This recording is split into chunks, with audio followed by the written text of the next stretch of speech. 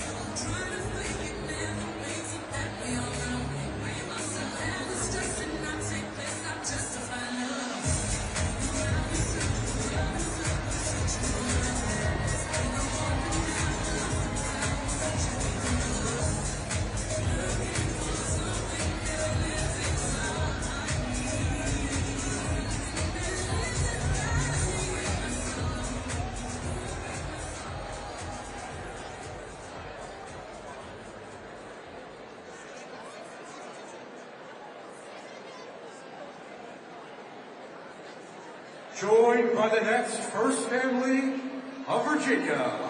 Please welcome the Governor-elect of the Commonwealth of Virginia, Abigail Spanberger.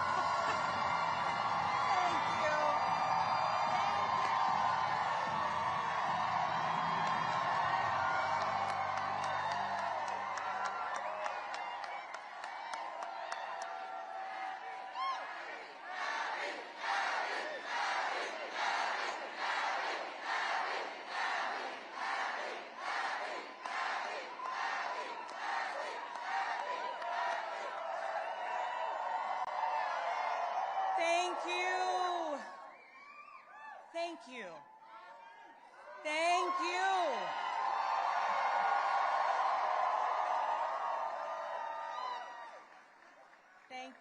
Thank you all so much.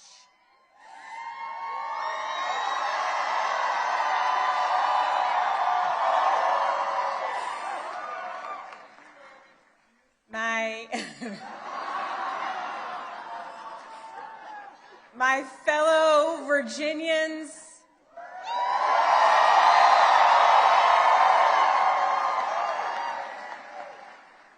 tonight we sent a message.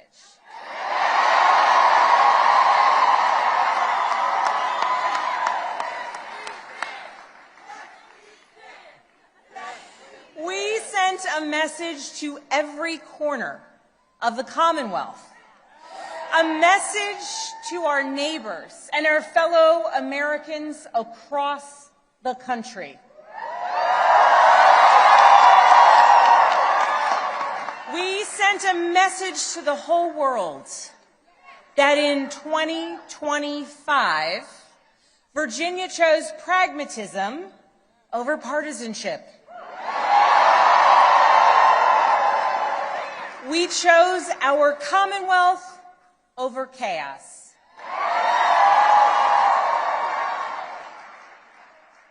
You all chose leadership that will focus relentlessly on what matters most: lowering costs, keeping our communities safe, and strengthening our economy for every Virginian.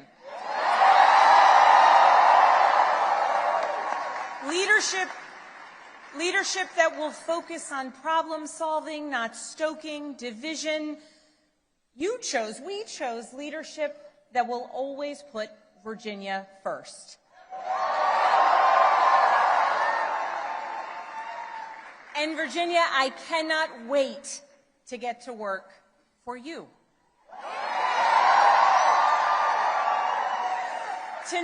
Tonight we turned a page. We turned that page by listening to our neighbors, focusing on practical results, laying out a clear agenda, and leading with decency and determination.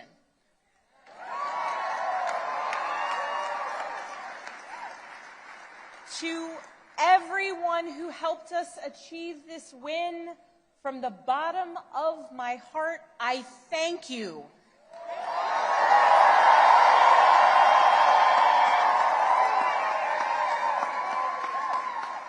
I thank you for the trust that you have placed in me, and it is the honor of my lifetime to be elected the 75th governor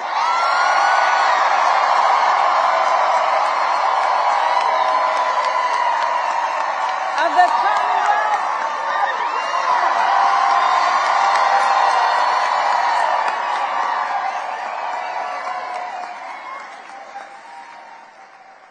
I would like to thank my opponent for a hard-fought race, the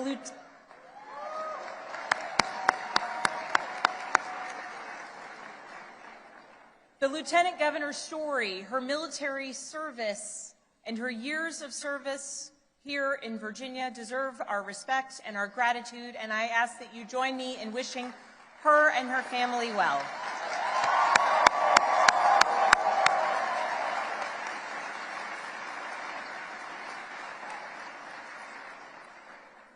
I also know that those who were supporting my opponent are disappointed today. And to those Virginians who did not vote for me, I want you to know that my goal and my intent is to serve all Virginians.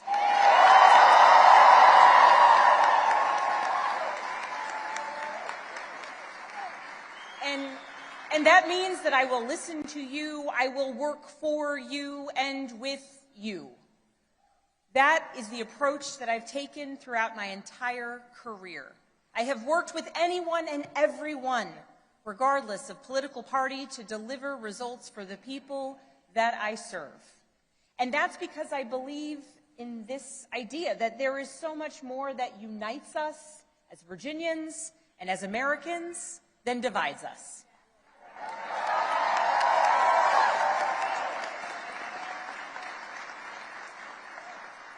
And I know in my heart that we can unite for Virginia's future, and we can set an example for the rest of the nation.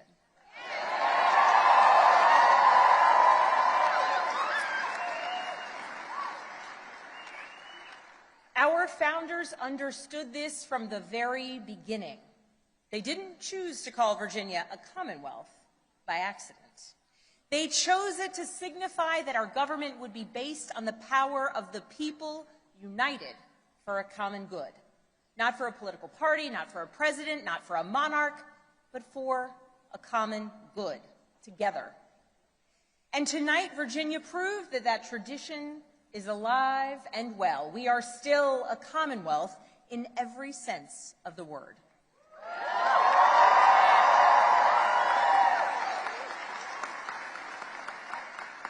We are built on the things we share, not the things that pull us apart.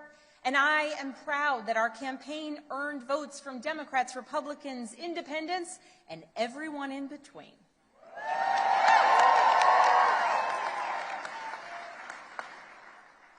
That's the Virginia I know, that's the Virginia I love, and that's the Virginia I will have the honor of serving as your next governor.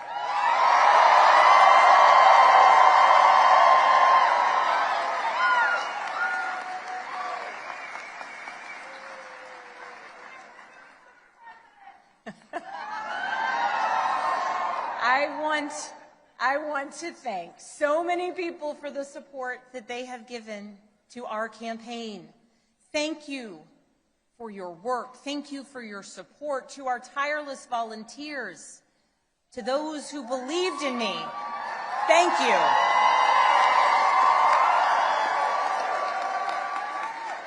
Thank you for devoting your time, your energy, and your conviction to this campaign. Thank you for braving the weather, the heat, and then the cold, and then the rain, and then the sun. It's Virginia after all. Thank you. Thank you for talking to your neighbors about the importance of this race. Thank you for recognizing that when we went person to person engaging, that we could bring people not just into supporting our campaign, but into engaging in our democracy. Thank you. We won this race because of you.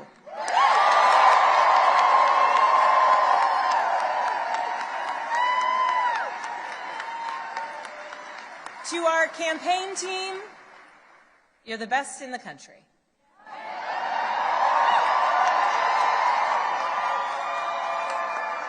Every single member of our team, every single one of you, you work tirelessly for the change, the progress, the policies, the connection, and the respect that you want to see in our communities. Thank you for working so hard. Thank you for giving people hope. Thank you for knocking on doors in the sweltering heat. Thank you for showing kindness. Thank you for showing up in every corner of Virginia. Thank you for diving deep on policy. Thank you for capturing moments and the essence of our campaign. Thank you for reaching voters everywhere. And thank you for believing that Virginia could and would send a hopeful and joyful message tonight.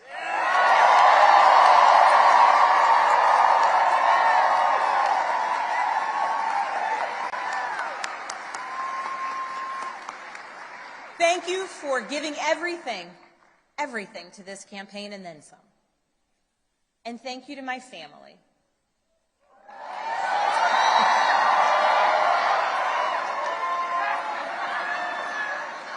To my husband, Adam.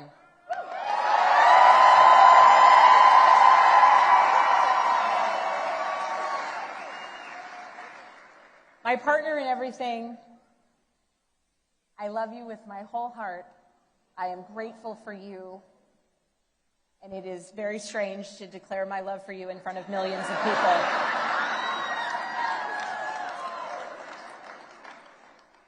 But every adventure we have ever been on has been worth it because you have been by my side. I love you. I'm grateful for you. And I cannot wait to see what the next couple of years bring.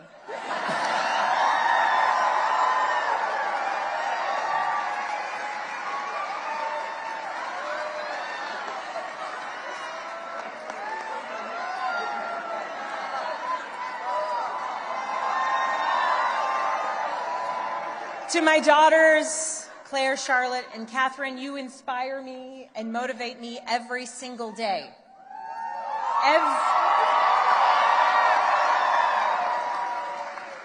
Everything I do to build a better future for you and for all of Virginia's children, and I am so proud of you every single day. I am lucky to be your mother.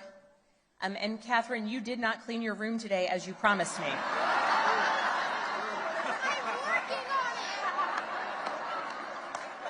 She's working on it. If I was working on it, we wouldn't have won this election, okay?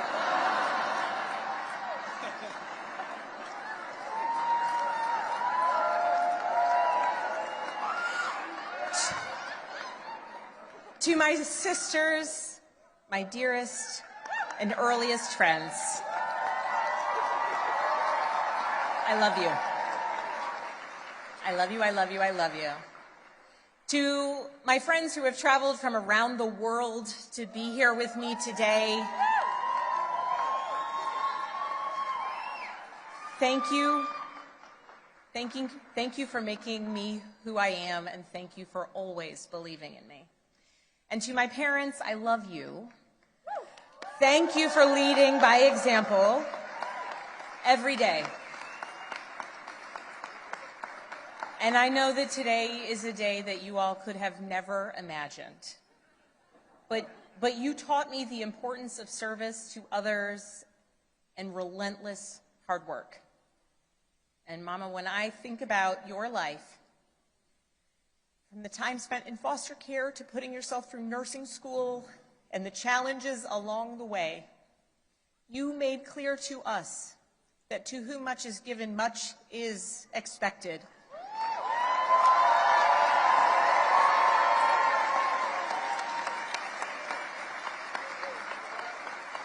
And you have given me so much, born of your own struggles and your own challenges, and I know much is expected. And Dad, thank you for your example of service and tireless devotion to family and country. Nothing has made me prouder than to follow in your footsteps, so many steps along the way. I love you.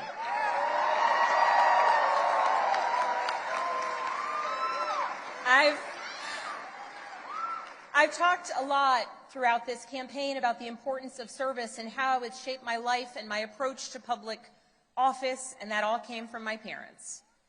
But this commitment to service, it is not unique to my family. It's ingrained in so many of Virginia's families. It is part of Virginia's story. Here in Virginia, this is where American democracy was born and where we are still working to perfect it today, where James Madison built the framework for our Constitution to protect us from tyranny, where Washington and Jefferson fought to establish a government of, by, and for the people. It is also the place where Barbara Johns, a 16-year-old student from Farmville,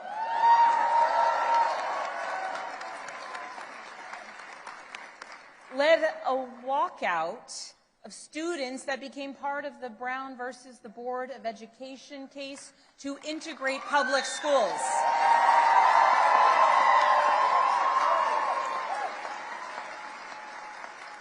Barbara Johns never gave up, and she showed us that no matter your age, you can be part of the change and the progress that you want to see here in Virginia and across the nation. We are a nation founded on ideas, but we are a country where it is up to us, the citizens, who must put those ideas into action. It is us, the citizens, who work to make the change and progress and build upon the foundations laid out over so many years. And Virginia, now it is our time to lead. Tonight, it's hard not to reflect on the nearly 2-year journey that we've taken together on this campaign. And just a few minutes ago, Adam said to our daughters, "Your mom's going to be the governor of Virginia."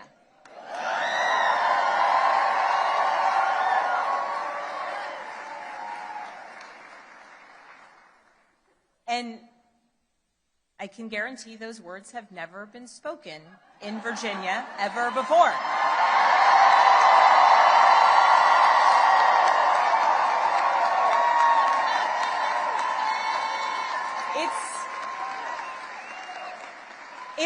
It's a big deal that the girls and the young women I have met along the campaign trail now know with certainty that they can achieve anything.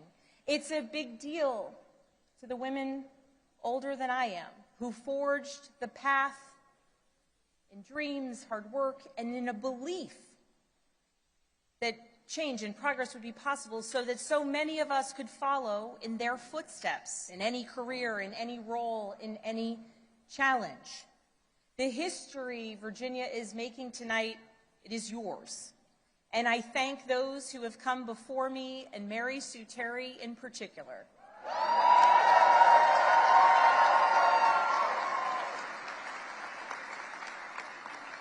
She was the first woman elected statewide in Virginia. And because of her and the continued work of so many, there will be many more women to come for generations to come.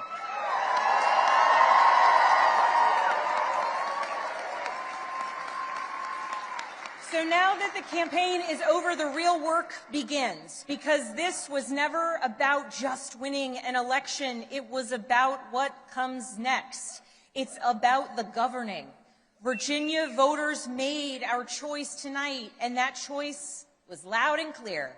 We are going to work to lower costs of renting, buying, or staying in your home.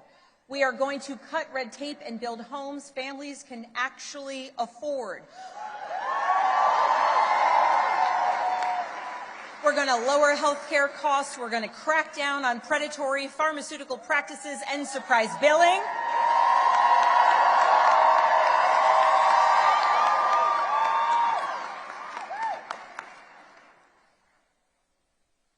and we're going to produce more energy, and we are going to lower costs, and we're going to do it by producing more energy here in Virginia, and we're going to make sure that large utility users make sure that they pay their fair share.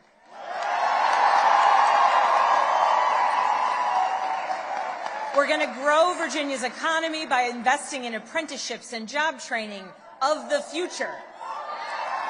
We're going to leverage AI and cutting-edge manufacturing to bring more capital investment into our Commonwealth. We are going to take politics out of our schools. We're going to make sure that teachers are well paid and well respected.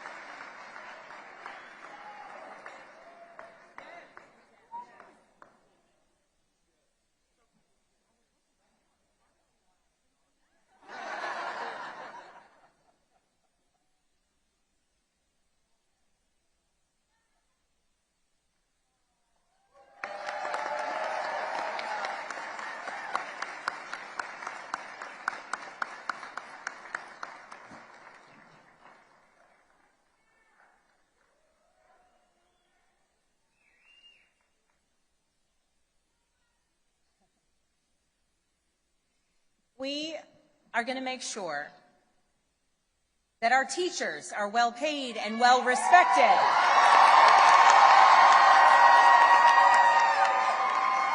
So that our students can focus on actually learning, and so that parents know that their children will succeed.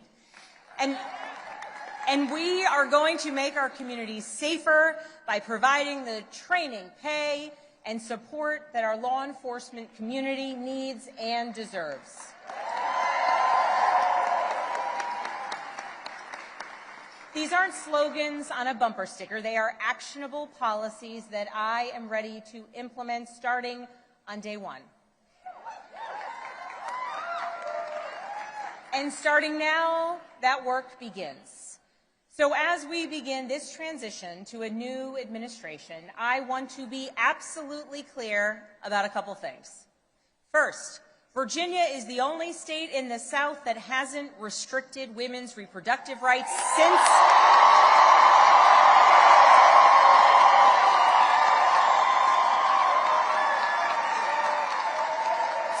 the Dobbs decision, and under my watch, it will stay that way.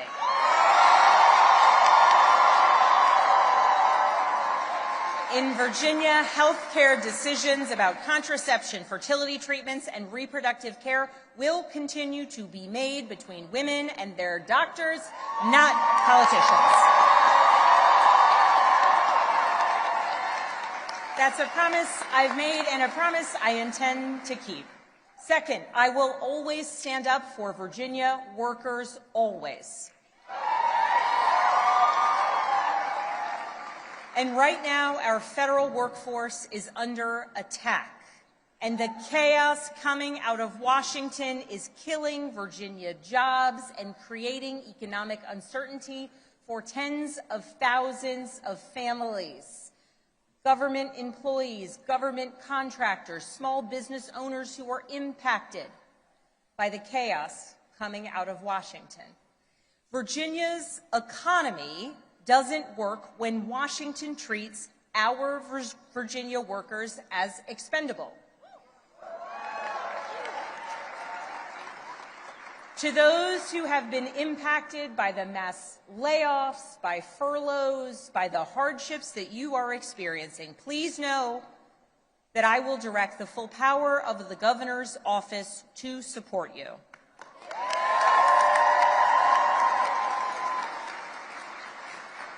And to those across the Potomac who are attacking our jobs and our economy, I will not stand by silently while you attack Virginia's workers.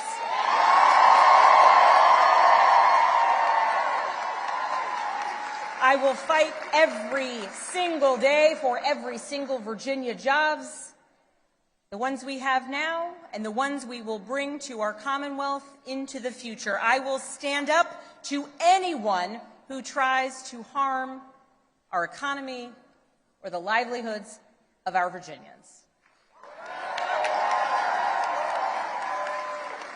As governor, my job will be to put Virginia first, full stop.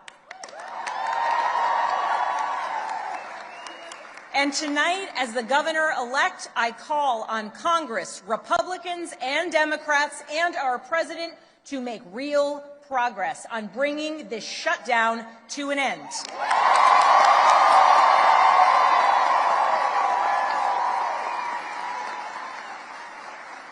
The Virginians, the Americans who work tirelessly for their fellow citizens deserve nothing less. I know we're living in a time filled with chaos. We live in a time marked by uncertainty, and along the way, we do our best to try and explain it to our kids. I know the list of challenges that we are facing is long, but I also know that the only way we're going to solve these problems is by tackling them together. Democrats, Republicans, Independents, all of us, because that embodies the message that we sent tonight. That is what being a Commonwealth is all about, standing united for our future. That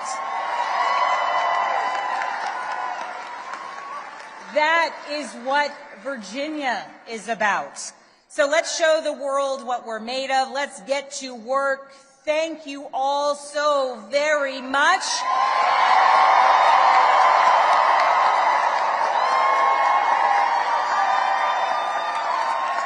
And I'm so excited we got this party started a little earlier than expected.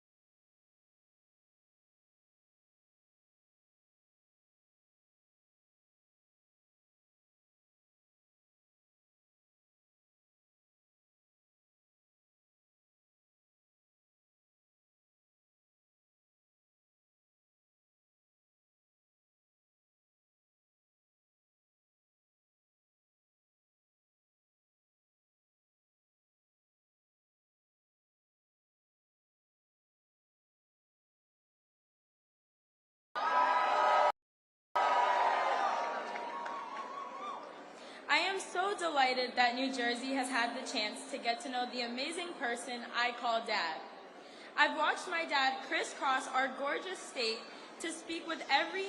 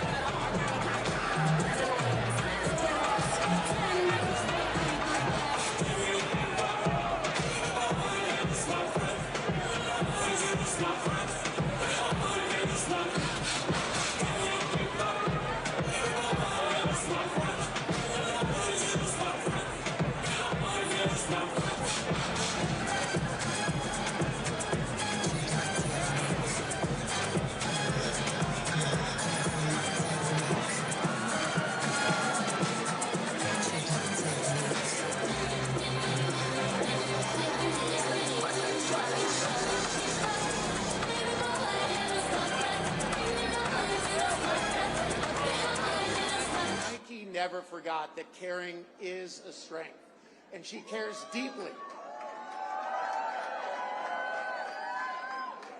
She listens to people, she includes them, and she leads with both her head and her heart. And no one gets left behind. So I think this outstanding victory tonight is a great affirmation of a positive direction we're headed in this country. And I don't think that we can rest easy, but I will say I will rest easier tonight knowing Mikey is at the helm.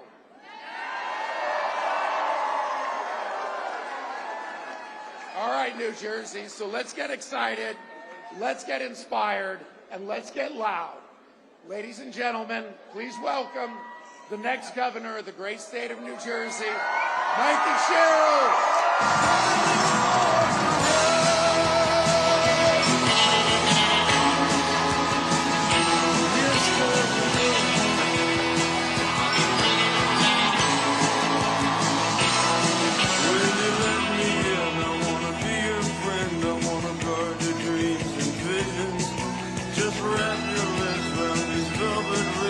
Strap your hands across my engines. Together we could break this trap. We'll run till we drop. Then you'll never go back.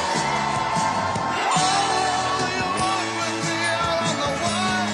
'Cause baby, I'm just a scared lonely ride.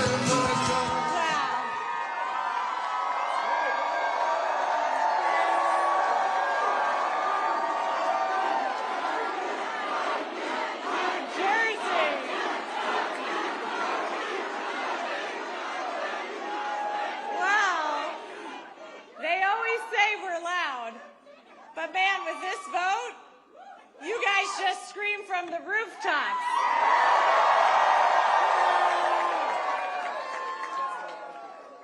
And people around the country have heard you. I hear you too.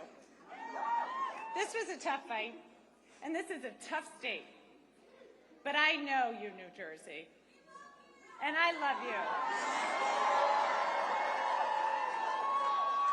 I've fought for you. I've spoken with thousands of you over this last year. I know your struggles. I know your hopes. I know your dreams. So serving you is worth any tough fight I have to take on, and I am incredibly honored to be your next governor.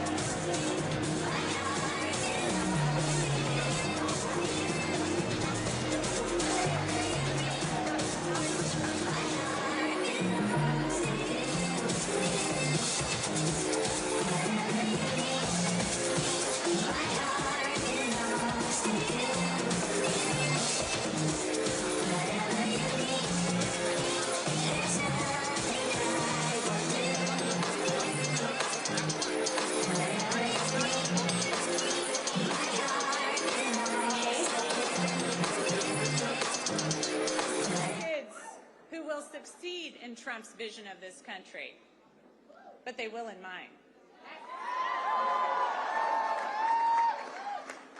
The men and women in labor.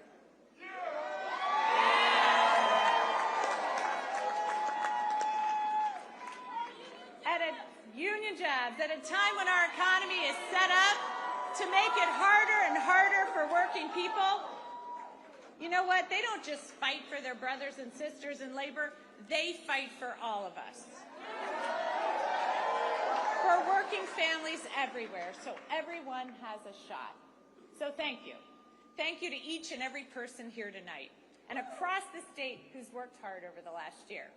Thanks to the thousands of volunteers who made millions of calls, texts, and canvases, to everyone who's ready to stand and demand a better future for our kids and our families, to my running mate, Dr. Dale Caldwell.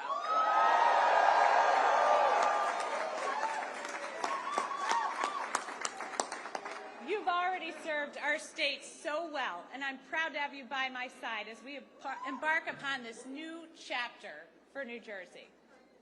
To my team, who put together a campaign the likes of this state has never seen, and helped in our efforts to create a great future for New Jersey. And thanks to my family,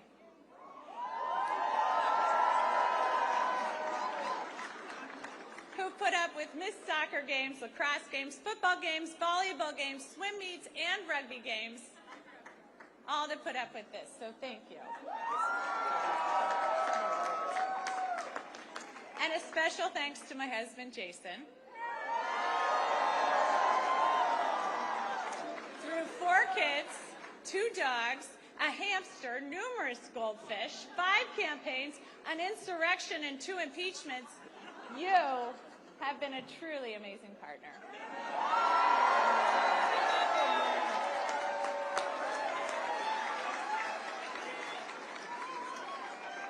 So thank you to everyone who's joined me in fighting for a better future. I know these are tough times. I know not everyone voted for me, but I'm working for everyone. Every single one of you.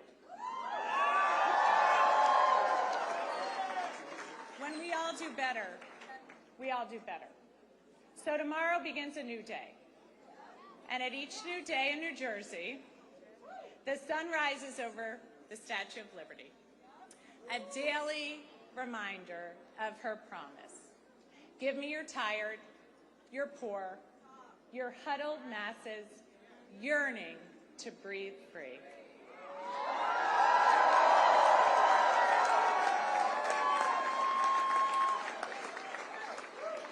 She declares that her lamp lights the path to the golden door. That golden door is New Jersey. It always has been. And that expectation is well deserved, especially after this election, where we chose, we're going to follow Lady Liberty's beacon. We're not going to give in to our darker impulses. Here in New Jersey, we know that this nation has not ever been, nor will it ever be, ruled by kings.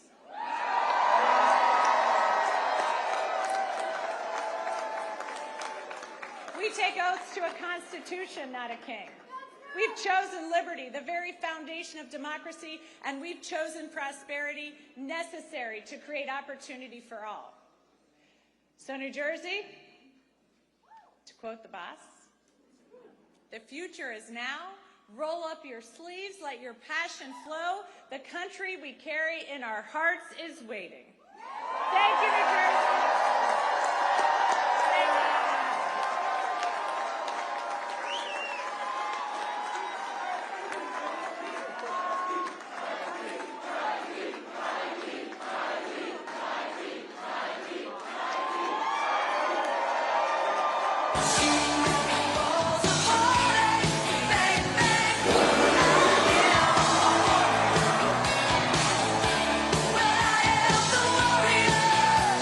And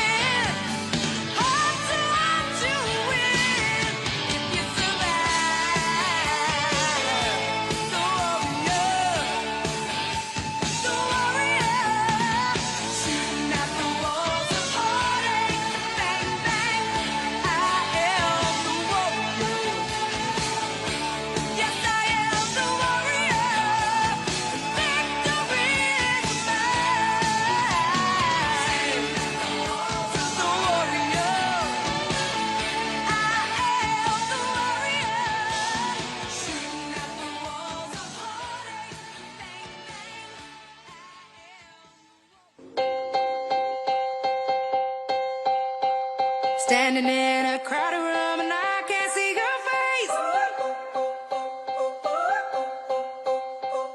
Put your arms around me, tell me everything's okay. In my mind, I'm running around a cold and empty space. Just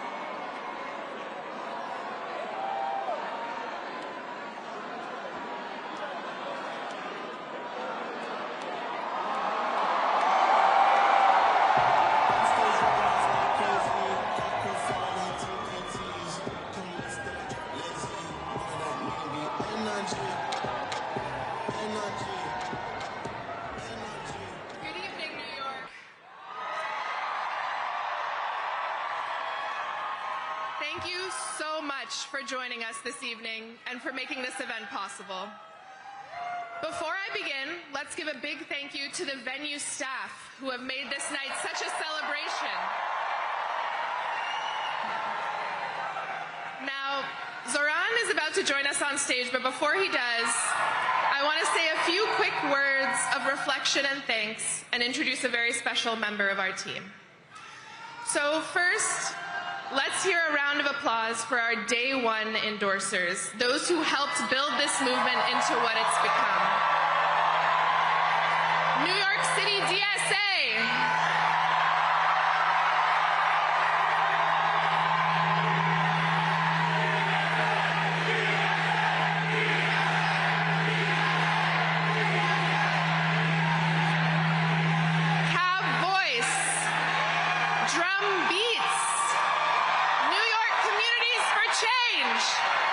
Jewish Voice for Peace Action. And please give it up for our friends at the New York Working Families Party who have been such a leader in our long fight for an affordable, livable city. Now, do we have labor in the House? Throughout this campaign, we have stood shoulder to shoulder with our brothers and sisters in organized labor at 1 a.m. in Queens, at 4 p.m. in Manhattan, at 6 a.m. in Brooklyn, at every time of day and night in every corner of the city, and we are so grateful for your partnership. And we are so proud to be backed by dozens of elected leaders, from the local to the state to the federal level. And we know that the relationships that we have built will only deepen from City Hall as we work together to transform New York into a city where every person can live a dignified life.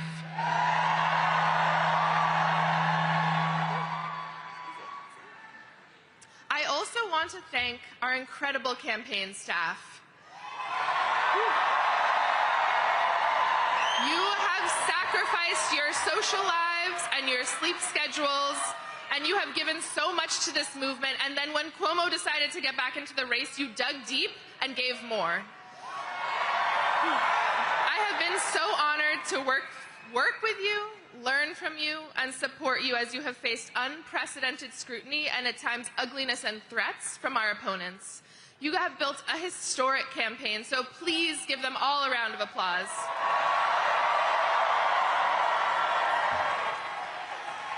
And please join me in celebrating the person who has been Zoran's right hand from day one, whose deep commitment to our movement and care for our people has infused every part of this campaign from top to bottom, and without whom we would not be here tonight, El Biscard Church.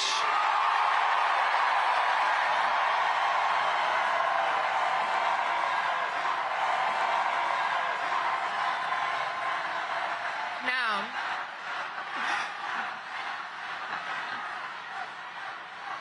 we have all been inspired by Zoran as a candidate, but I also want to speak to his strength as a person.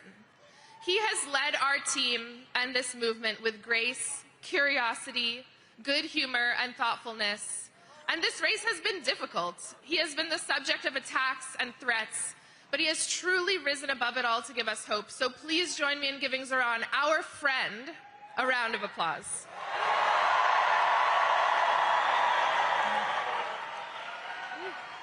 And there are too many supporters to name, so I want to speak to everyone directly. Please raise your hand if you have given to this campaign, whether that is time, labor, knocking a door, hosting an event, creating art. And if you are one of the this is beautiful. And if you are one of the tens of thousands of people who contributed but cannot be with us tonight, this is for you as well. You have made history. You set unreachable goals and then exceeded them. You believed in this city and believed in each other. And you achieved something that people will speak of for decades to come. You led with kindness and compassion. And most importantly, during a time of despair and rising fascism, you decided to fight for someone that you don't know. So thank you.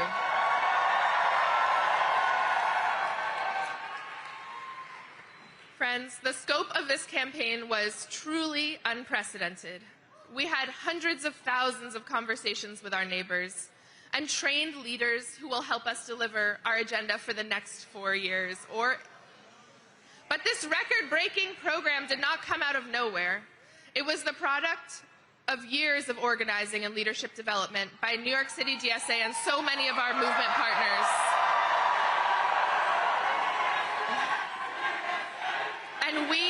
And we were so fortunate to be led on this campaign by someone who has been a part of this work from the beginning.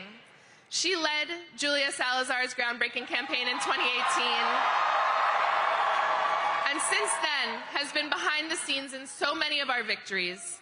If this campaign made you feel powerful, or taught you something, or showed you discipline, or brought you joy, you have this person to thank. She is caring, wise, and deeply committed to our movement. And I am sure she is backstage losing her mind at being called out like this. But I need everyone here to please join me in giving her the longest and loudest round of applause, our organizing director, Tasha.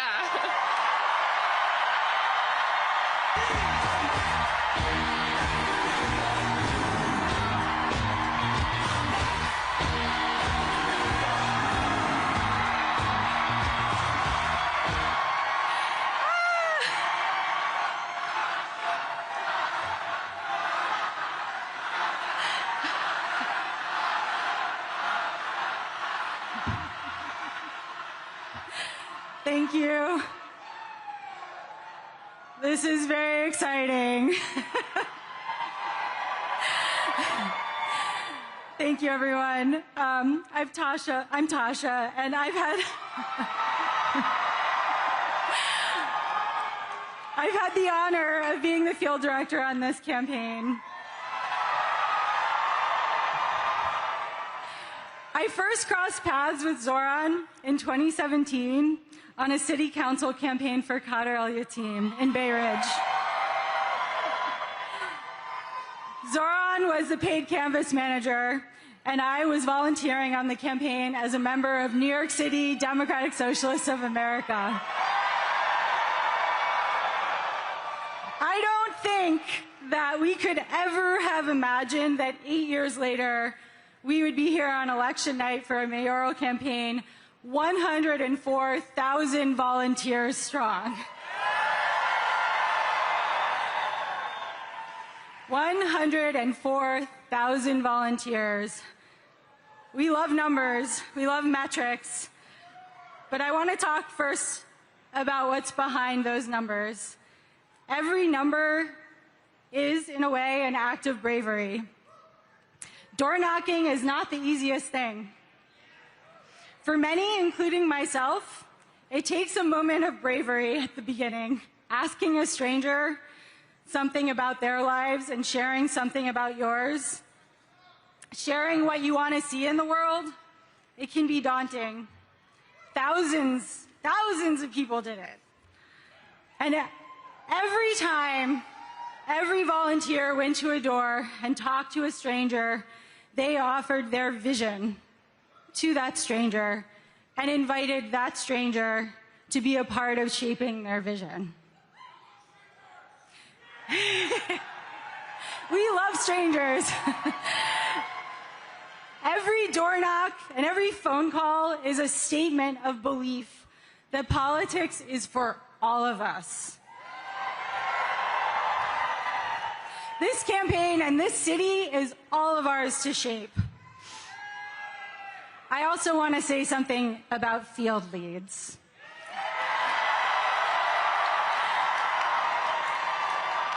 All of our canvases, for those who don't know, all of our canvases have been led by volunteers we call field leads. Many of them are here.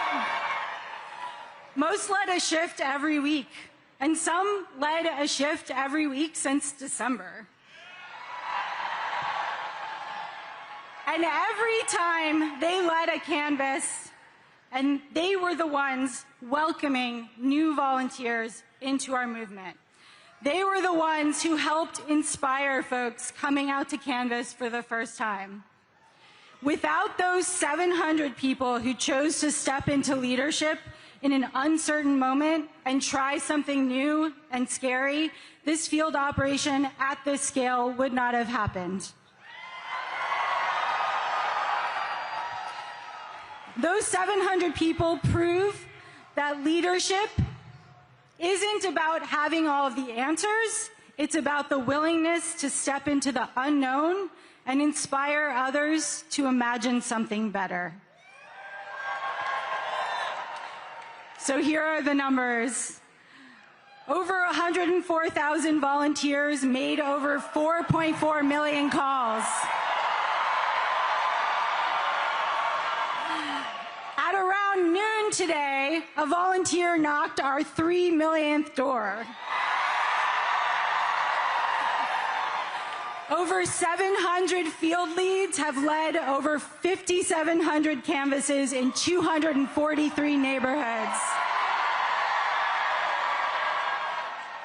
6,568 voters signed up to volunteer on the spot when they were canvassed by somebody. 8,389 voters signed up to volunteer when they were asked by a phone banker. These are unprecedented numbers. The bravery that you all have shown, that this field operation carried across all 5 boroughs, is going to transform our city. What all 100,400 of us have accomplished has rewritten the possibilities of mass democratic action. And it doesn't stop tonight. We all know that we won't stop at electing Zoran. We will continue to fight to bring the affordable of New York City to life. I am so excited to do that with all of you. And now I'm so honored to introduce the person you've been waiting to hear. We've worked for many years to bring about change in New York City that it so urgently needs. He's been a friend, and he is the next mayor of the greatest city on earth, Zoran Mamdani.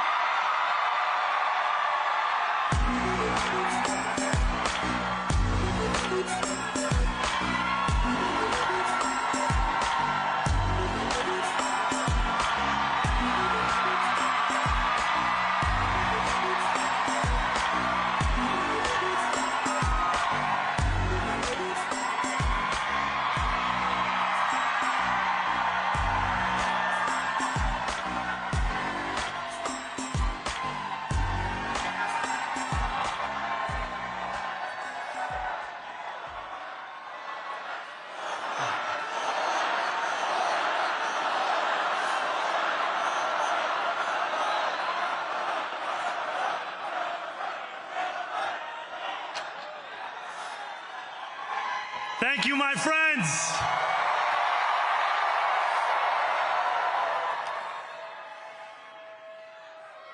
The sun may have set over our city this evening, but as Eugene Debs once said, I can see the dawn of a better day for humanity. For as long as we can remember, the working people of New York have been told by the wealthy and the well-connected that power does not belong in their hands. Fingers bruised from lifting boxes on the warehouse floor, palms calloused from delivery bike handlebars, knuckles scarred with kitchen burns. These are not hands that have been allowed to hold power. And yet, over the last 12 months, you have dared to reach for something greater. Tonight, against all odds, we have grasped it. The future is in our hands. My friends, we have toppled a political dynasty.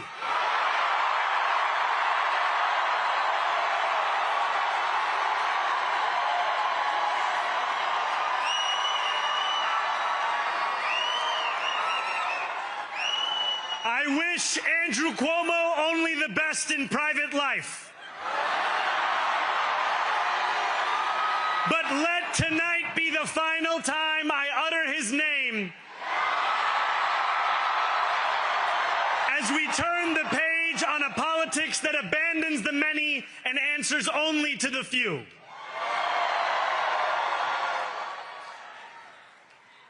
New York, tonight you have delivered a mandate for change, a mandate for a new kind of politics, a mandate for a city we can afford, and a mandate for a government that delivers exactly that. On January 1st, I will be sworn in as the mayor of New York City.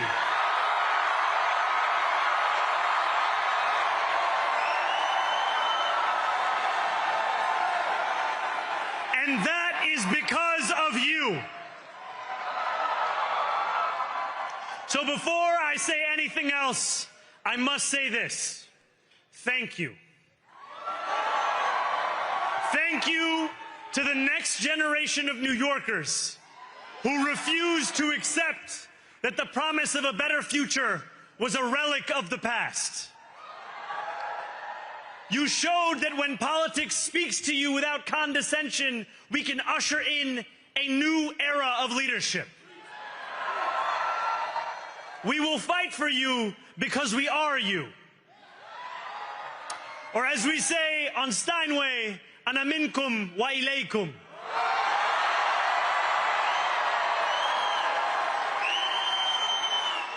Thank you to those so often forgotten by the politics of our city who made this movement their own. I speak of Yemeni bodega owners and Mexican abuelas, Senegalese taxi drivers and Uzbek nurses, Trinidadian line cooks and Ethiopian aunties. Yes, aunties. To every New Yorker in Kensington and Midwood and Hunts Point, know this. This city is your city, and this democracy is yours too. This campaign is about people like Wesley, an $11.99 organizer I met outside of Elmhurst Hospital on Thursday night. A New Yorker who lives elsewhere, who commutes 2 hours each way from Pennsylvania because rent is too expensive in this city. It's about people like the woman I met on the BX33 years ago, who said to me, I used to love New York, but now it's just where I live. And it's about people like Richard, the taxi driver I went on a 15-day hunger strike with outside of City Hall, who still has to drive his cab 7 days a week. My brother, we are in City Hall now.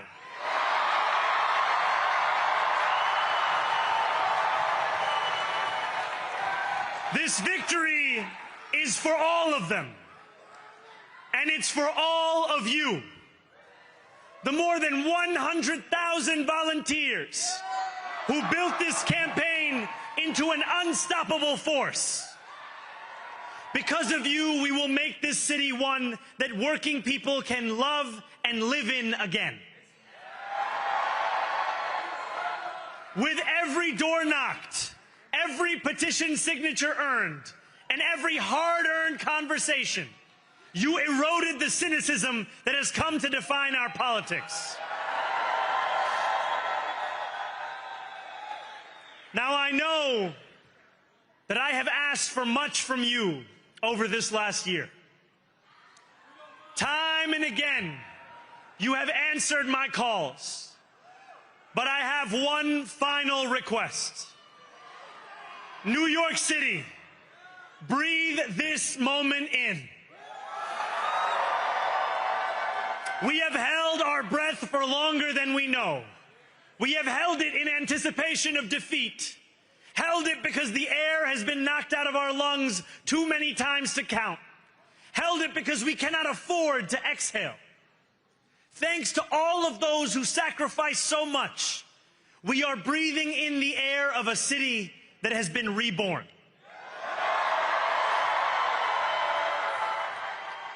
To my campaign team, who believed when no one else did, and who took an electoral project and turned it into so much more, I will never be able to express the depth of my gratitude. You can sleep now. To my parents, Mama and Baba, you have made me into the man I am today. I am so proud to be your son. And to my incredible wife, Rama,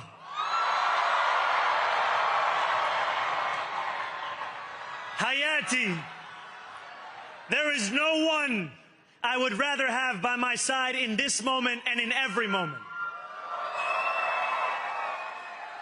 To every New Yorker, whether you voted for me, for one of my opponents, or felt too disappointed by politics to vote at all, thank you for the opportunity to prove myself worthy of your trust. I will wake each morning with a singular purpose: to make this city better for you than it was the day before. There are many who thought this day would never come, who feared that we would be condemned only to a future of less, with every election consigning us simply to more of the same. And there are others who see politics today as too cruel for the flame of hope to still burn. New York, we have answered those fears. Tonight we have spoken in a clear voice. Hope is alive. Hope is a decision that tens of thousands of New Yorkers made day after day, volunteer shift after volunteer shift, despite attack ad after attack ad. More than 1 million of us stood in our churches, in gymnasiums, in community centers, as we filled in the ledger of democracy. And while we cast our ballots alone, we chose hope together. Hope over tyranny. Hope over big money and small ideas. Hope over despair. We won because New Yorkers allowed themselves to hope that the impossible could be made possible. And we won because we insisted that no longer would politics be something that is done to us. Now it is something that we do.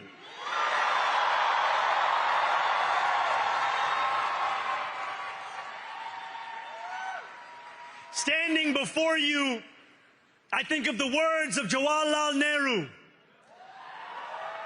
A moment comes but rarely in history when we step out from the old to the new, when an age ends and when the soul of a nation long suppressed finds utterance. Tonight we have stepped out from the old into the new. So let us speak now with clarity and conviction that cannot be misunderstood about what this new age will deliver and for whom. This will be an age where New Yorkers expect from their leaders a bold vision of what we will achieve, rather than a list of excuses for what we are too timid to attempt. Central to that vision will be the most ambitious agenda to tackle the cost of living crisis that this city has seen since the days of Fiorello LaGuardia.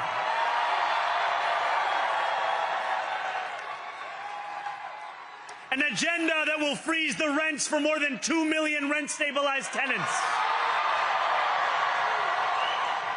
Make buses fast and free.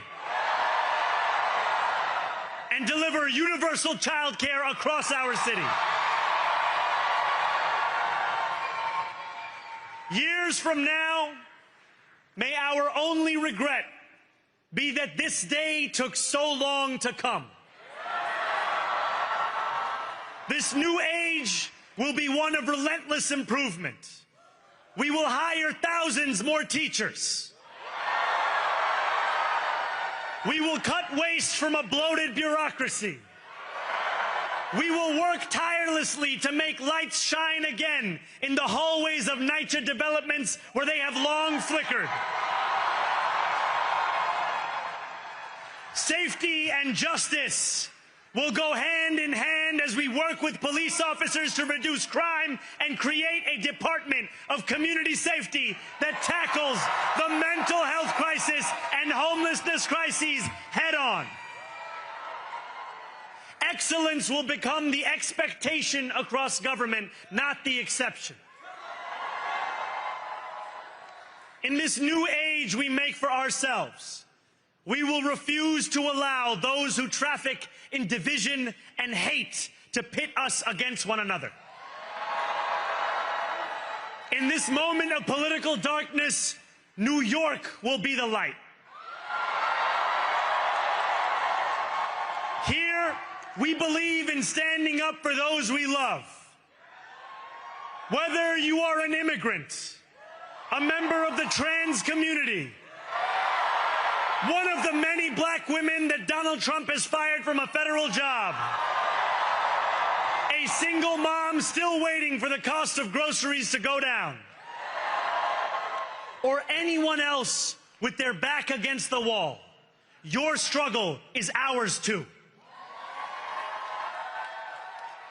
And we will build a city hall that stands steadfast alongside Jewish New Yorkers and does not waver in the fight against the scourge of anti-Semitism.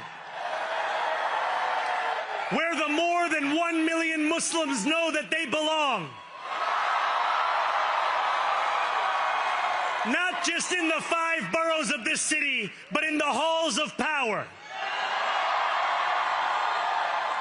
No more will New York be a city where you can traffic in Islamophobia and win an election.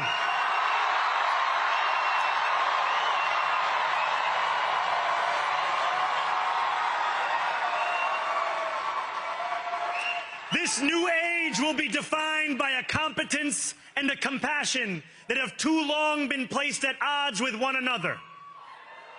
We will prove that there is no problem too large for government to solve and no concern too small for it to care about.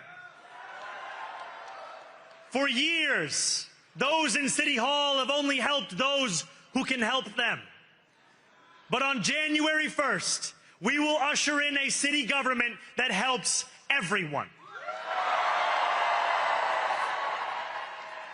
Now, I know that many have heard our message only through the prism of misinformation.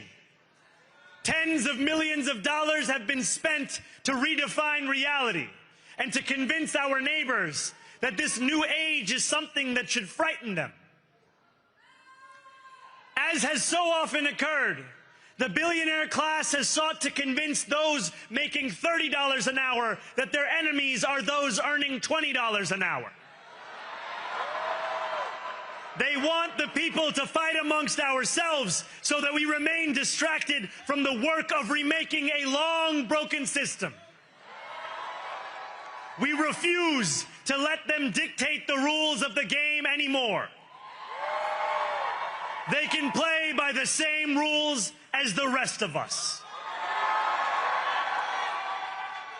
Together, we will usher in a generation of change. And if we embrace this brave new course, rather than fleeing from it, we can respond to oligarchy and authoritarianism with the strength it fears, not the appeasement it craves.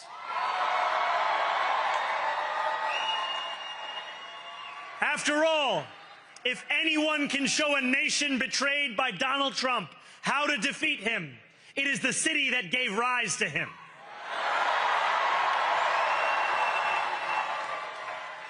And if there is any way to terrify a despot, it is by dismantling the very conditions that allowed him to accumulate power. This is not only how we stop Trump, it's how we stop the next one. So, Donald Trump, since I know you're watching, I have 4 words for you. Turn the volume up.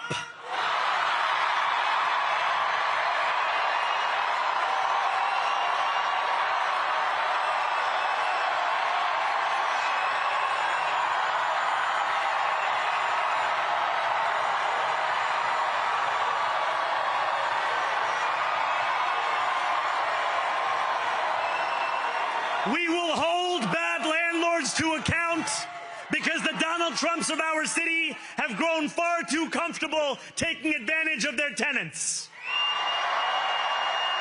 We will put an end to the culture of corruption that has allowed billionaires like Trump to evade taxation and exploit tax breaks.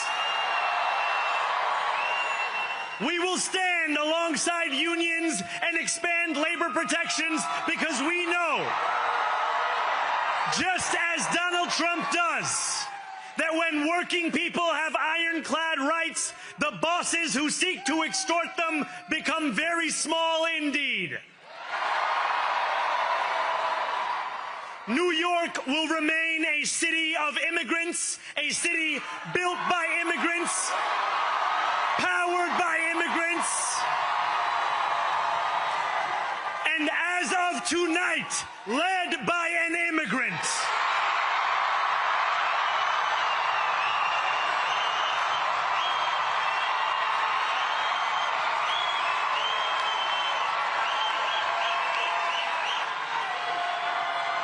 So hear me, President Trump, when I say this. To get to any of us, you will have to get through all of us.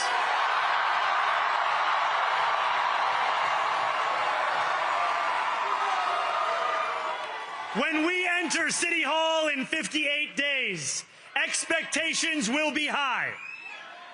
We will meet them. A great New Yorker once said that while you campaign in poetry, you govern in prose. If that must be true, let the prose we write still rhyme, and let us build a shining city for all. And we must chart a new path, as bold as the one we have already traveled. After all, the conventional wisdom would tell you that I am far from the perfect candidate. I am young, despite my best efforts to grow older. I am Muslim. I am a democratic socialist. And most damning of all, I refuse to apologize for any of this. And yet, if tonight teaches us anything, it is that convention has held us back. We have bowed at the altar of caution, and we have paid a mighty price. Too many working people cannot recognize themselves in our party. And too many among us have turned to the right for answers to why they've been left behind. We will leave mediocrity in our past. No longer will we have to open a history book for proof that Democrats can dare to be great. Our greatness will be anything but abstract. It will be felt by every rent-stabilized tenant who wakes up on the first of every month, knowing the amount they're going to pay hasn't soared since the month before. It will be felt by each grandparent who can afford to stay in the home they have worked for. and whose grandchildren live nearby because the cost of childcare didn't send them to Long Island. It will be felt by the single mother who is safe on her commute and whose bus runs fast enough that she doesn't have to rush school drop-off to make it to work on time. And it will be felt when New Yorkers open their newspapers in the morning and read headlines of success, not scandal. Most of all, it will be felt by each New Yorker when the city they love finally loves them back. Together, New York, we're going to freeze the... Together, New York, we're going to make buses fast and... Together, New York, we're going to deliver universal... Let the words we've spoken together, the dreams we've dreamt together, become the agenda we deliver together.